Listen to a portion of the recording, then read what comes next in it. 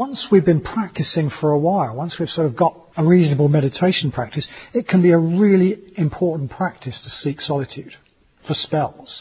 All order members are encouraged to spend at least 4 weeks a year in solitary meditation, and people who have asked for ordination as they're coming towards ordination are encouraged to spend time in solitude.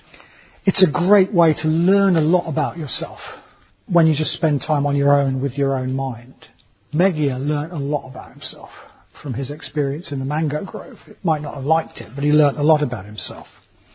It wasn't what he expected. It wasn't very pleasant, but he learnt a lot about himself. So, I must say that the sutta is not saying do not ever spend any time in solitude, do not meditate. But it is saying recognize the need to do that in the context of Sangha.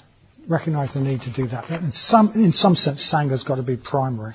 As I said at the start, this is a really important sutta. It's a really important sutta for us as practitioners in the West, because Meggia is a bit like us. Meggia, in fact, is a lot like a lot of Western Buddhists. He thinks he can do it on his own. He doesn't necessarily think that he needs Sangha. He doesn't realise how important other people are and the right conditions. He overestimates his own spiritual development. And he seems to tend to think of it as insight, just in his head.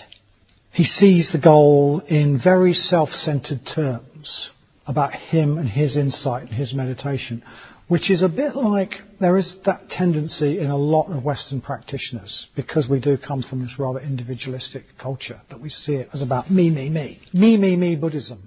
It's all about me and my mental states and my meditation and my this and my that. The trouble is we're not going to get anywhere with me, me, me Buddhism.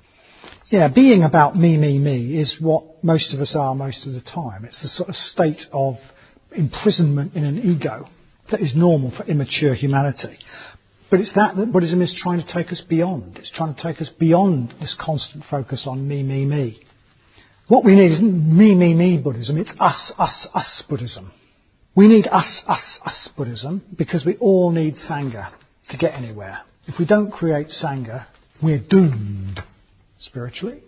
We're not going to get anywhere. Without Sangha, forget it. We're not going to get anywhere. There's a real sense in which creating Sangha has to be more important than our own practice. Because none of us are going anywhere unless we create the conditions, the sort of community among which we can do it.